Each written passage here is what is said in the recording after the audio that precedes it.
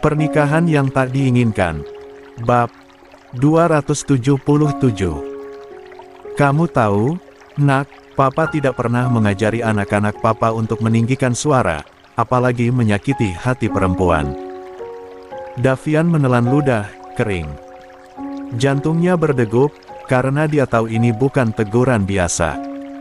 Apapun alasan Azarin menolak permintaanmu, kamu tidak punya hak merendahkannya. Lanjut Pak Argatama. Suaranya tak meninggi, tetapi tegas, tebal dengan amarah yang terbungkus kendali matang. Dia itu istri kakakmu, menantu di rumah ini. Wanita yang dengan tulus meninggalkan keluarga, meninggalkan kampung halamannya, merantau ke kota orang, demi ikut laki-laki yang dia cintai. Dia ikut aturan rumah ini, menghormati ibu, Papa, bahkan kamu yang jauh lebih muda darinya. Nada suaranya mulai bergetar, bukan karena emosi tak terkontrol, tetapi karena getir. Lalu sekarang, hanya karena dia tidak setuju dengan keputusanmu, kamu balas dengan tuduhan dan penghinaan. Pak Argatama menggeleng pelan, wajahnya penuh luka batin sebagai seorang ayah dan kepala keluarga. Apa itu yang kamu pelajari selama kuliah di Mesir, Dav? Davian membuka mulut, tetapi tak ada suara keluar. Tenggorokannya tercekat. Kamu marah, kamu kecewa, Papa bisa paham. Tapi rasa kecewa itu bukan alasan untuk mencabik harga diri seseorang, apalagi seorang perempuan. Apalagi menantu di rumah kita sendiri. Pak Argatama menghela napas panjang, lalu bersandar sejenak, suaranya kini sedikit melembut, tetapi tetap tajam. Kamu tahu, Dav, laki-laki sejati itu bukan diukur bagaimana dia memilih istri. Tapi dari bagaimana dia memperlakukan orang-orang di sekitarnya, termasuk yang berbeda pandangan dengannya. Dia menatap mata Davian yang kini mulai berkaca-kaca, tak berkutik. Kalau kamu tidak bisa menghargai perempuan, kamu belum pantas jadi suami. Bukan cuma untuk Alea, tapi untuk siapapun. Hening mengambang di antara mereka. Wajah Pak Argatama tetap tegas, tapi sorot matanya kini teduh, berusaha menjangkau jiwa anak lelakinya yang mulai goyah. Ayah kecewa, Davian. Tapi ayah masih percaya kamu bisa lebih baik. Tapi mulai hari ini, minta maaflah.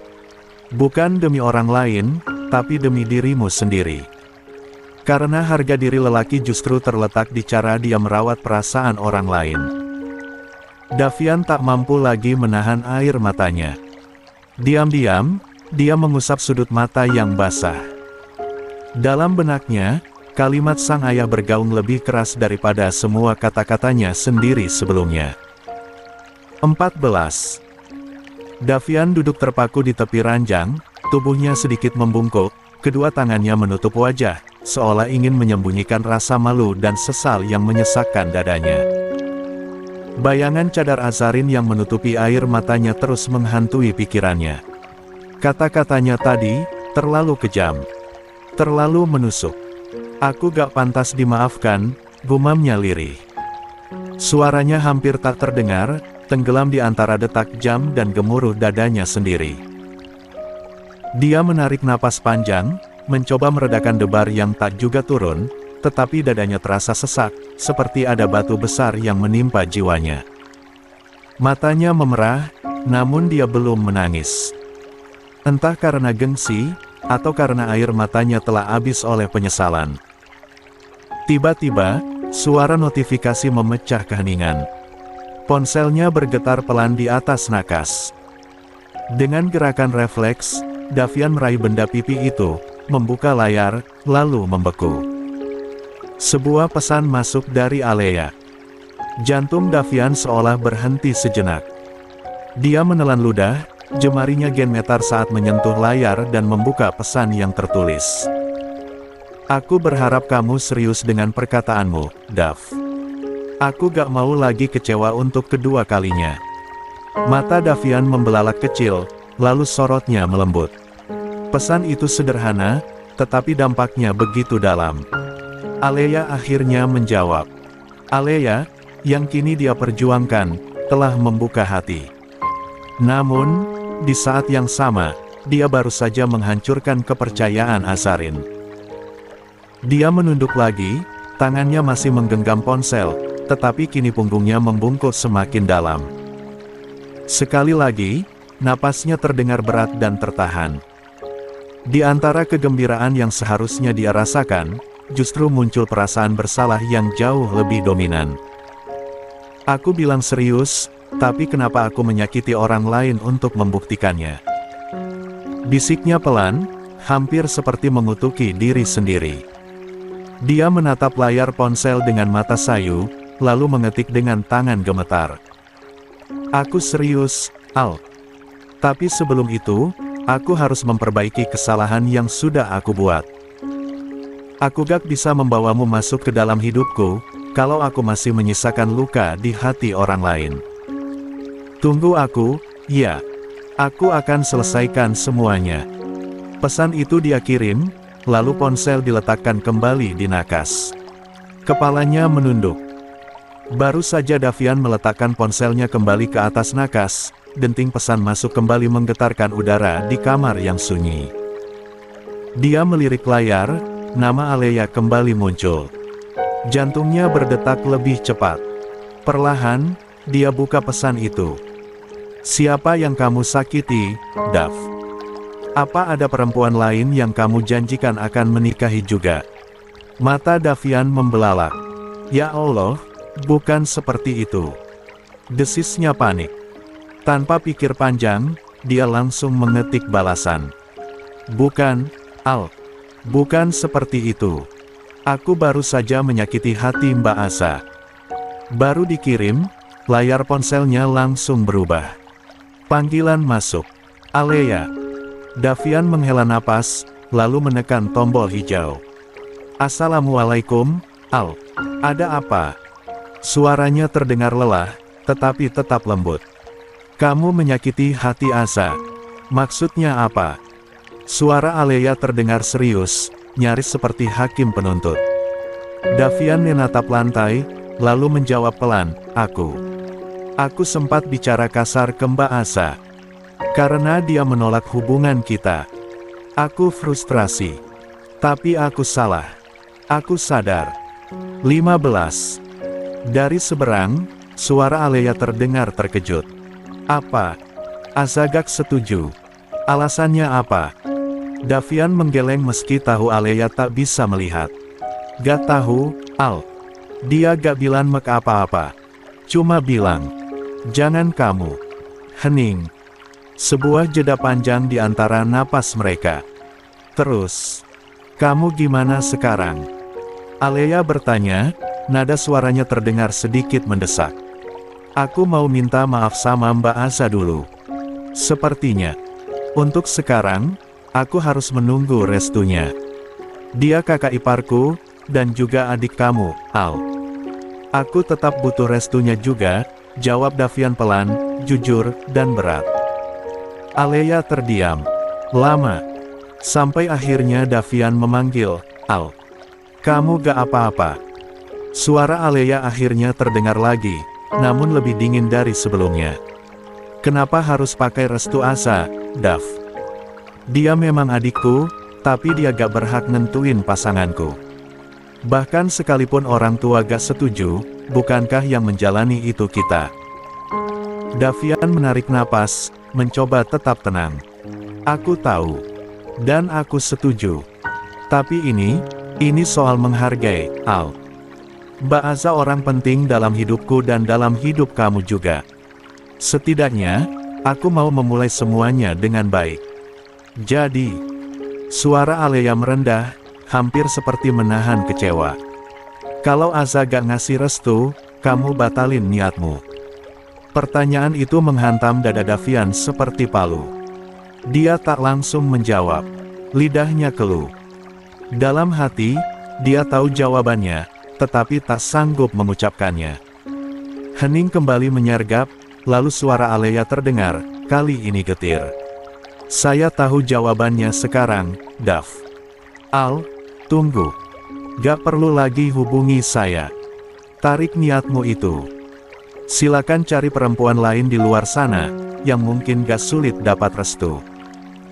Yang gak bikin kamu ragu kayak saya. Atau yang bisa kamu bualin dengan janji-janji manis. Klik. Sambungan terputus. Davian terpaku. Ponsel masih di tangan, tetapi detak jantungnya seperti hancur berkeping-keping. Dengan gemas dan frustrasi, dia meremas rambutnya, lalu membenamkan wajah di antara kedua tangannya. Kenapa semuanya jadi kacau begini? Dia ingin berteriak, ingin menangis. Namun, yang keluar hanya napas panjang, kasar, dan sesak. Dalam satu hari, dia telah menyakiti 2 perempuan yang dekat dengannya. Dengan tangan gemetar, Davian buru-buru membuka kembali kontak Alea. Jarinya menekan ikon panggilan, berharap suara gadis itu kembali menyapa dari seberang. Sekali, 2 kali, tidak tersambung. Dia mencoba lagi. Dan lagi. Namun yang muncul hanya suara mesin operator yang terasa dingin menusuk dada. Nomor yang Anda tuju sedang tidak aktif atau berada di luar jangkauan. Pelipisnya mulai berdenyut. Dengan panik dia membuka aplikasi pesan. Namun, seketika langkahnya terhenti. Foto profil Alea telah hilang. Tanda centang ganda pun tak lagi biru. Bahkan status terakhir online tak terlihat. 16. Perlahan, Davian menurunkan ponsel dari wajahnya. Jantungnya seperti diremas. Dia tahu persis arti dari semua itu. Alea telah memblokirnya. Tidak, gumamnya lirih. Al, jangan begini. Ponsel itu tergeletak di atas nakas, namun mata Davian tak bisa berpaling. Seolah benda itu adalah pintu terakhir yang menghubungkannya dengan Alea, dan kini telah tertutup rapat. Davian memejamkan mata, menunduk dalam, lalu mengepalkan tangan kuat-kuat di atas lutut. Tak ada lagi suara. Hanya napas berat yang memburu dan isakan tertahan yang mencoba dia telan. Sementara itu, di ruangan tengah apartemen mewah yang biasanya hangat dan dipenuhi canda tawa, kini diselimuti ketegangan yang pekat. Suara Alina yang terus nerengek menyusup ke segala penjuru ruangan, memecah keheningan yang tak nyaman. Bunda. Alina mau bunda. Pak Argatama membungkuk pelan, mengangkat cucunya ke pangkuan. Dengan sabar, dia membelai rambut Alina yang mulai basah oleh keringat.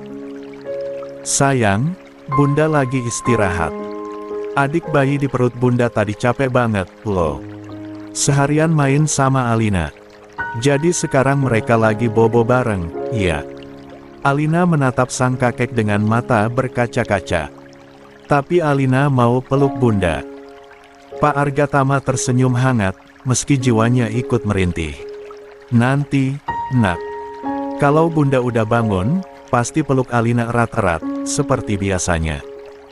Di sisi lain ruangan, Bu Mahira masih berdiri cemas memandangi pintu kamar yang tertutup rapat. Tak ada suara dari dalam. Tak ada tanda-tanda gerakan. Bahkan tidak ada bunyi langkah kaki. Seolah ruangan itu menelan Azarin sepenuhnya dalam diam. Pak, ibu takut Aza belum makan. Jangan-jangan dia masih menangis di dalam, gumam Bu Mahira lirih sambil melirik jam dinding yang sudah menunjukkan pukul 7:30 malam. Pak Argatama menoleh, lalu menepuk-nepuk punggung istrinya lembut. Kita beri dia waktu, Bu. Aza butuh ruang. Kita tidak bisa paksa dia keluar dalam keadaan seperti ini. Tapi Din pasti sebentar lagi pulang. Kalau dia tahu istrinya menangis gara-gara adiknya sendiri, kamu tahu kan, Pak, dia gak akan tinggal diam. Pak Argatama menarik napas dalam, mencoba menahan kecemasan yang turut merayapi pikirannya. Papa tahu. Tapi percayalah sama anak menantumu itu, dia pasti tahu menghadapi suaminya. Di tengah ketegangan itu, Davian keluar dari kamar. Namun, langkah pertamanya langsung dihantam suasana yang jauh dari kata damai seperti biasa. Alina meringkuk di pangkuan ayahnya, sementara ibunya tampak cemas. Kehadiran Davian sontak membuat mata Bu Mahira melotot tajam. Dia berdiri dari duduknya, ekspresi campur aduk antara marah, kecewa, dan frustasi. "Sudah puas, Davi?" Suara Bu Mahira nyaring namun bergetar. "Lihat sekarang akibat ulahmu. Kakak iparmu tidak keluar dari kamar, dan Alina dari tadi mencari bundanya. Sebentar lagi Din pulang, dan ibu harus jelaskan apa? Bahwa adiknya menyakiti istrinya sendiri." Davian hanya menghela napas berat, matanya tidak berani menatap siapapun. "Ya aku harus apa, Bu?"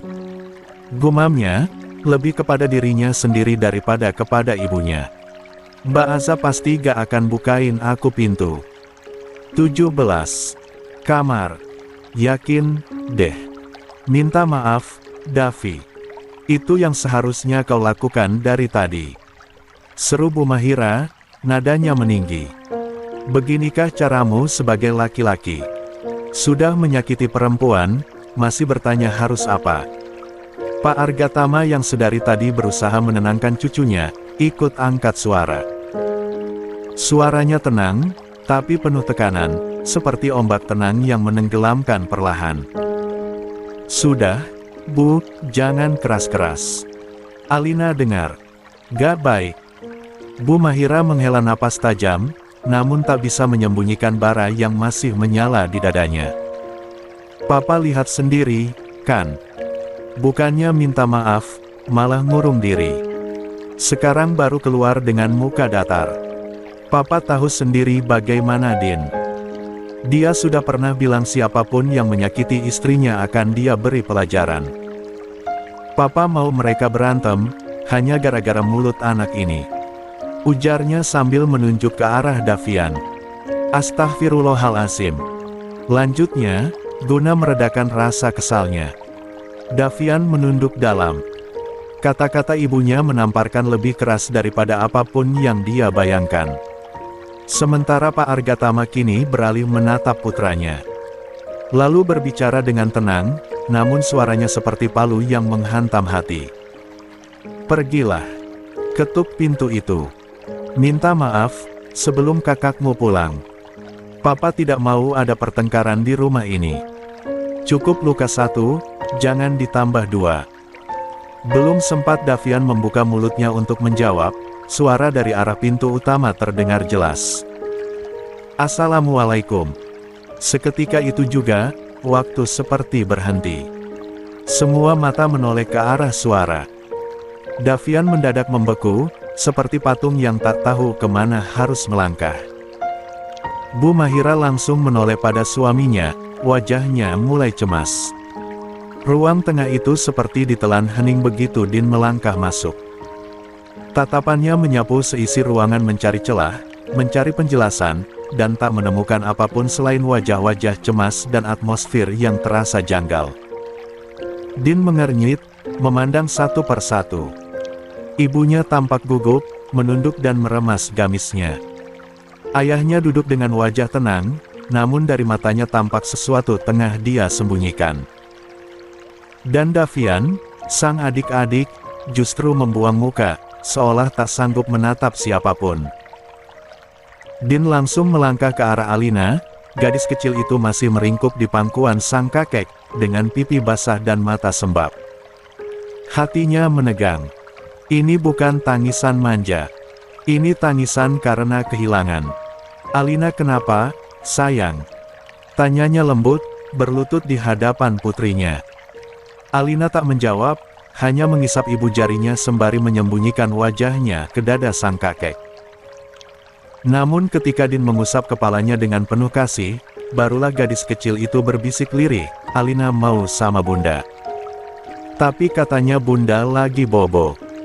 Din menoleh cepat ke arah ibunya. "Memangnya Aza beneran tidur, Bu?" Bu Mahira terlihat gelagapan. Senyum yang dipaksakan tak mampu menyembunyikan keraguan di matanya. "Iya, Nak. Aza tidur. Dari tadi, ibu gak berani ganggu. Din menatap ibunya sangat dalam, nyaris curiga. Namun dia menahan diri. Lalu kembali menatap Alina dan mengulurkan tangan. Ya sudah, sini sama ayah. Kita ke kamar temui bunda, ya. Mata Alina berbinar. Dengan cepat dia berpindah ke pelukan ayahnya. Din menggendong putrinya lalu. 18. Menatapnya serius. Tapi janji, ya, nak. Kalau bunda lagi tidur, Alina gak boleh berisik. Jangan bangunin bunda. Janji, ayah, jawab Alina antusias. Din tersenyum tipis. Anak pintar. Yuk, kita ke kamar. Langkah Din perlahan menjauh, membawa Alina menuju kamar utama. Di belakangnya, tak satu pun berani menahan. Bahkan Davian tetap diam, seperti mayat hidup. Namun, tak ada yang ketahui, di balik pintu kamar yang tertutup rapat, Azarin tengah duduk kaku di pinggir ranjang.